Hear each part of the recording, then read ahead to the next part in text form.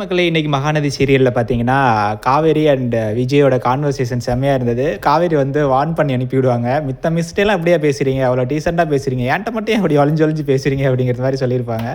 So அதுக்கப்புறம் நேற்று எடுத்த அவங்க அம்மா வந்து காவேரியோட அம்மா வந்து ஃபோட்டோலாம் எடுத்திருப்பாங்க ஃபேமிலியோட. அதை வந்து அவங்க மகள்களுக்கெலாம் அனுப்பிச்சி வைப்பாங்க. அவங்க பார்த்துட்டு செம்ம ஹாப்பியாக இருப்பாங்க. ஸோ விஜய் வந்து குட்டி காவேரியை ஸ்கூலில் விடுறேன் அப்படின்னு சொல்லிட்டு அந்த காரணத்தை வந்து காவேரியை பார்க்குறதுக்காக வந்திருப்பார். குட்டி காவேரி வந்து கண்டுபிடிச்சிரும், நீங்கள் என்னைய வீட்டு ஸ்கூலில் விடுறதுக்கு வந்திருக்கியா இல்லை காவேரி மிஸ்ஸை பார்க்குறதுக்கு வந்திருக்கியா அப்படிங்கிறது மாதிரி. ஸோ காவேரி கூப்பிட்டு வச்சு இந்த மாதிரிலாம் பண்ணாதீங்க, எனக்கு ஒரு மாதிரியாக இருக்குது அப்படின்னு சொல்லிட்டு கொஞ்சம் டீசெண்டாக நடந்துக்கங்க அப்படின்னு சொல்லிட்டு அட்வைஸ் பண்ணி அனுப்பிவிடுவாங்க.